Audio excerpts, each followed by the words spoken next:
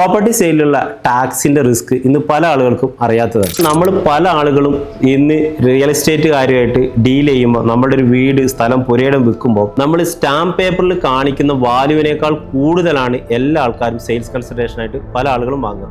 എന്നിട്ടോ ഈ പണം മൊത്തം കൊണ്ടുപോയിട്ട് ബാങ്കിൽ ഡിപ്പോസിറ്റ് ചെയ്യും. നിങ്ങൾ 50 ലക്ഷം രൂപയ്ക്ക് ഒരു സ്ഥലം വിറ്റു, പക്ഷെ നിങ്ങളുടെ സ്റ്റാമ്പ് പേപ്പറിൽ 25 ലക്ഷം രൂപയേ ഉള്ളൂ എങ്കിൽ ബാക്കി 25 ലക്ഷം രൂപ ഇൻകം ടാക്സിന്റെ കണ്ണിന് ബ്ലാക്ക് മണിയാണ്. ഇങ്ങനെ ചെയ്ത് കഴിഞ്ഞു കഴിഞ്ഞാൽ നിങ്ങൾക്ക് 25 ലക്ഷത്തിന്റെ 78% പെനാൽറ്റി ആയിട്ട് അടയ്ക്കേണ്ടി വരും. നേരെ മറിച്ച് ഈ 50 ലക്ഷമാണ് നിങ്ങൾ കാണിക്കുന്നതെങ്കിൽ 25 ലക്ഷം രൂപ പ്രോഫിറ്റായി കാണിക്കുകയാണെങ്കിൽ പോലും അതിന്റെ 12% മാത്രം ടാക്സ് അടച്ചാൽ മതി. അപ്പൊ പല ആളുകൾക്കും വരുന്ന ഒരു മിസ്റ്റേക്കാണ് അണ്ടർ വാല്യുവേഷനിൽ പ്രോപ്പർട്ടി വിറ്റിട്ട് അതിന്റെ ഫുൾ എമൗണ്ടും ബാങ്കിൽ കൊണ്ടുപോയിട്ട് ഡിപ്പോസിറ്റ് ചെയ്യും.